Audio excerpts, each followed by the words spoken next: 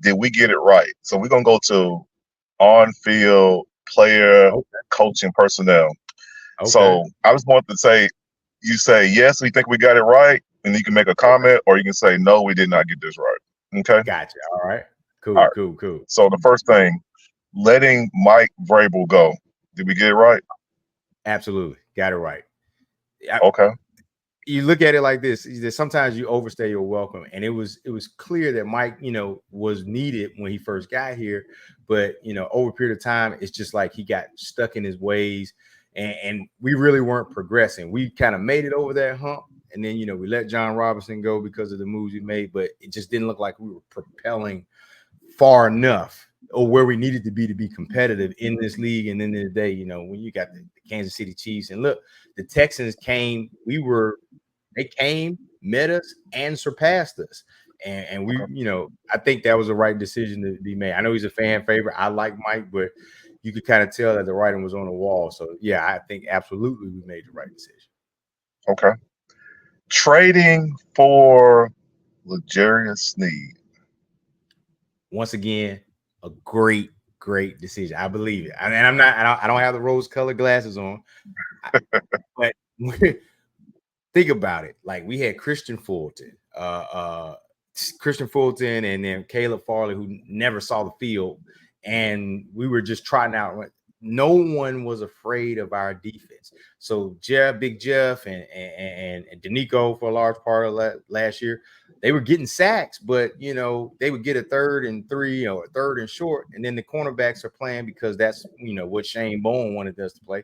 They're playing 40 yards off, and basically I just run a little, go past the sticks, turn around, boom, I catch it. So now that is not only a position change, but it's a culture change. Because L'Jarius Sneed, I mean, you've seen the doggone clip with him and Tyreek Hill. He's mushing them in the snow and telling Jaden Water, "Hey, I'm here all night." That's the kind of, you need them dogs to get up in, like, they got Tank Dale out there. They got who out there? Who else? I don't even really care about the Jags like that. But you got some wide receivers out here where we're gonna need some a true alpha to get in there and be like, hey, guess what? This ain't the same old Titans, things like, we finna be up in your mouth. So Okay. I think that's an absolutely great decision. I'm willing to pay the money for proven Okay. players. Next question. Jersey selection by wearing the throwback Oiler jerseys. Are we getting it right by wearing those? No, absolutely not. And look, I just found this out, Renard. This is crazy. I don't know who asked the question at a press conference to Brian Callahan to waste his time, but did you know that Amy Adams Strunk, the owner, is the one who selects what jerseys we wear each week? I had no clue, but No, I didn't either. only once is basically downright criminal. I think they got it right last year when we wore it. Remember homecoming?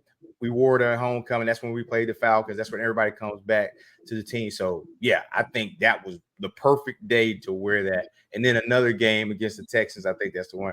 But just wearing it week 18, we had to wait all week. Like, I got an Oilers hat over there, I got an Oilers jersey right here.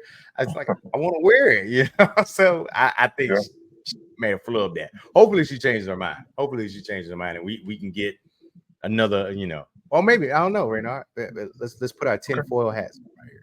Okay. Okay. Maybe All right. Oh, there's okay. another jersey that might be coming out. I have no clue. Look, this is me, just pure speculation. But you see this jersey back here, the one that Eddie Yeah. got on, right? Yeah. They're considered throwbacks now. So maybe, and now that the 2-shell rule is gone, 1-shell rule is gone, so you can wear the white helmets again. Maybe she's trying to like sneak something in there, things like that. But I don't know. But no, overall, we need to be wearing the Oilers jerseys way more. Oh. Okay. Okay. All right. Here, I got a couple hard ones here. Uh-oh. All right, because I know some people. I want to hear something about this one. First one. Did we get it right by letting Derrick Henry go? Oh, God. Oh, man. Okay.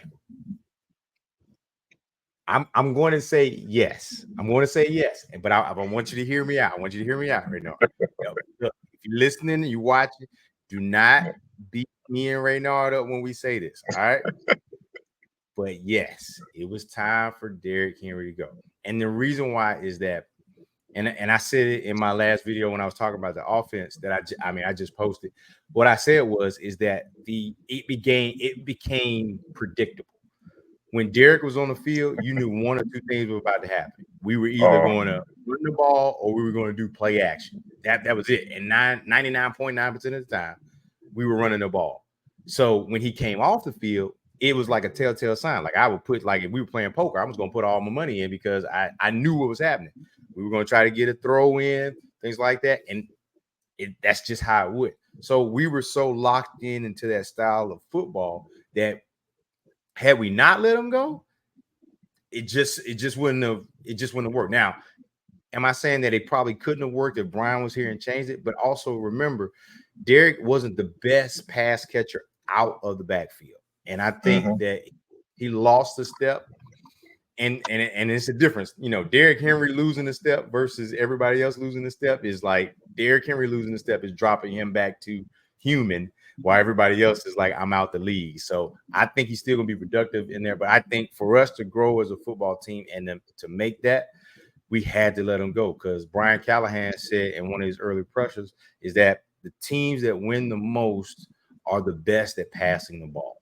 And that is something we need. And now with Tajay and Tony, it gives us like we're not showing our hand. We're not showing our hand to it. So like now when Tajay comes in the game, Tajay can take it up the middle. He can get hard yards. He can bust it outside, but so can Tony. He can catch it out of the backfield. They're good at pass pro. So you're looking at this now, it's like, what's going to happen? Where's Will going to go? Is he going to dump it off on the screen and they're going to take it 40 yards? You remember the Ravens run when Tajay caught that little – it was from Malik Willis too. He caught a little screen dump off pass from that, and he almost took it to the house. Basically, almost won us that game. So that is the type of explosiveness that we are missing. Because look at your other team. Look at how the 49ers use McCaffrey. He's a running back, but they use him in the passing game. And then you could say Debo's a running back too, because of his size and how physical he is, and he's got him in a wide receiver. I just think it was the right decision to move on from Derrick because we were changing. And sometimes to make that forward progress, you got to basically change up everything. You can't keep doing the same thing over and over again. That's the definition of insanity. So it hurt. You know, I was, I'm not going to lie right now. I kind of went to sleep in my Derrick Henry jersey, a couple nights, but I understand the game. But yeah, I think ultimately it was the right decision, whether or not it felt good or not. I agree. I made some videos about it. I was on some podcasts about it, and I said where we was going should not include Derrick because he don't fit the mold of where we was going. Right. Nothing wrong with the player. Love the player. All that. It's just if you don't fit, you must have quit. Hey, look. I mean, hey, Johnny said it right on set. Hey, man, if it don't fit, you must have quit. Hey, look. All right, let me stop. All right. All right. This is a two-person one here. Okay. The combination of Brian Callahan and Rand Cawthron. Do you feel like it was the right move by having them two running the show now? So do we make the right move? Yeah, let me split it up. So with Rand, absolutely. And I look at this and the reason why I say Rand was the right move, because you look at what he did for the 49ers and look at what he's done now for the Titans. So when he was with the 49ers, he's the guy that found Elijah Mitchell. He's the guy that found Hufanga. He's that guy that found those late round gems that are like now vital pieces to that team. And then you flash forward to right now, you look at what he's done for us. Like, obviously he was involved with all the draft picks from last year, but then this year, you look at a 7th round pick of Jalen Harrell, who basically made the team. He was 1 round away from being an undrafted free agent. Now he's made the team. All of these picks. Look at James Williams. He's now going to be a factor later on in the season. Even if you look at the acquisitions we made, Sebastian Joseph Day, not a splash name, but a solid defensive player. And then pulling the gun, knowing, what you got in the scouting department with Tavondre. Now, with Brian Callahan, I also think it was good. So if you look at them individually, I think Rand is good, and I think Brian is good. Brian has that. He has that. Look, he's got the experience. What do you always look for? Somebody when even outside of football, you're looking for somebody when you're working with them. They got experience, they got knowledge, they understand the game to a level that is progressive. So you want, you don't want your IT guy saying, "Hey, yeah, I'm still working on Windows 3.1," because he ain't gonna be able to help my Windows. See, that's why I think Brian is good. I think he understands how the game is played. He's worked with the biggest quarterbacks, Matt Stafford, Joe Burrow, and Peyton Manning. But what I said was what he did with Jake Browning as the OC. Now I know he wasn't calling plays, but what he did with Jake Browning, how he was able to put him in a position to be a good quarterback to keep them in games and play pretty decent. That's amazing. You put those together like the Wonder Twins or Voltron or Power Rangers, whatever floats your boat. Now we have a team that's working, because I think that's really why, to answer your first question, Mike Vrabel had to go, because Mike wanted to be the guy. He wanted to make the decisions, whereas Rand is doing exactly what he said he was going to do when he got that press conference. The first press conference said he was going to find the players that fit the schemes for the coaches. His job was to work for them. He never came in and said, "I'm the GM, I'm running this, it's my players, they're going to fit my scheme." No. Brian Callahan came in here, he said, "Hey, man, we want to be a pass-happy offense." Okay, no problem. I can't get it done with these Samsung washing machine repairmen we got right now. Guess what? Let me go out there and get you a Calvin Ridley. Hey, remember now, Rand was here when DeAndre got picked up. So he basically kind of responsible bringing DeAndre here. So we got DeAndre, we got Calvin. He said, "Let me go ahead and pick you up a Tyler Boyd while we're here. We got some money, let me spend it." He said, Bernard said, "Hey, I really want to go blitz crazy. Do you mind helping me out?" "Oh yeah, you know what? Let me. I got this guy named Tavondre Sweat. I'm gonna pull him over here, and then I got some rookies that I see his potential in." So together, he's doing exactly what it's a like, I haven't seen a misstep. Now, obviously, it's preseason, so everybody, we up here right now, and it could go down later. But as far as it's concerned, I haven't seen anything that would make me question that this isn't the right thing. Like, sometimes you just get it right. Look at I keep using the 49ers because they are the example of what I think we can be in the AFC. But you got John Lynch and you got Kyle Shanahan. You got a forward-thinking guy that's not afraid to use analytics in the game, similar to what Brian has professed. And now you got a GM that understands scouting, understands how the payroll works, understand that sometimes the first rounder ain't the guy that you really need, but it's really that seventh rounder, that late guy, that undrafted free agent. Because look at what the number one problem that and a lot of Titans people, and I'm gonna wrap it up. A lot of Titans people won't even really, they'll forget about it because this is how good Rand is. Okay.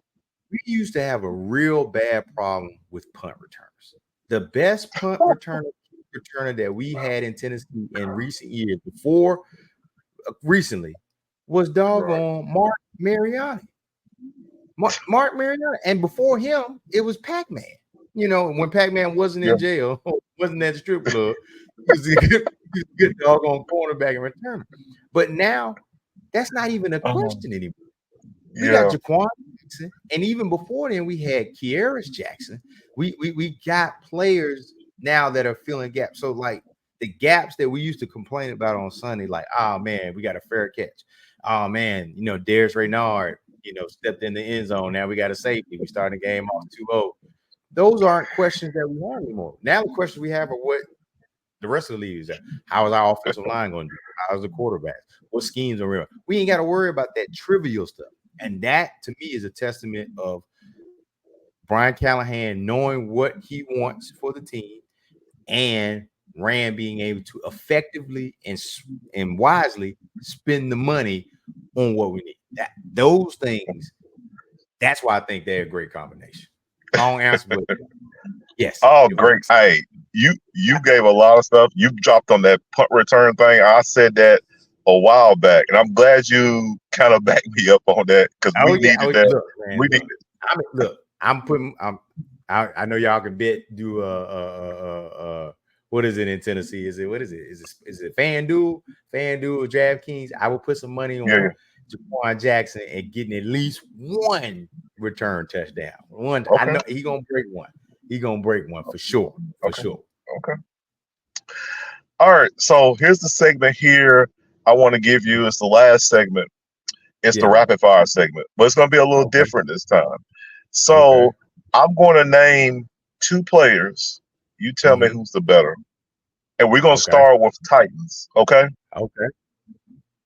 Or former Titans. So here we go. Derek Mason or AJ Brown? Oh. Derek Mason. Derek Mason. Derek Mason? Okay. All right. Second one. Keith Bullock or Javon Curse? Javon. He was just nasty. Javon. Okay. I like Keith, but Javon. Okay. Samari Rolle or Pac-Man Jones? Pac-Man. Look, I know we don't like him off the field, but he was a good cornerback.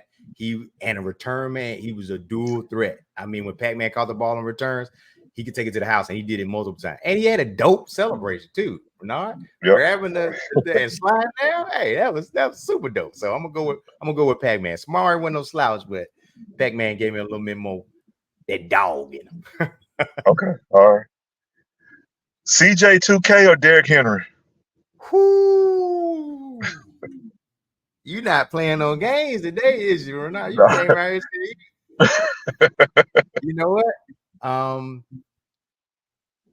CJ2K. And I got 2 Derrick Henry jerseys in my closet, but I have 1 Chris Johnson jersey in my closet.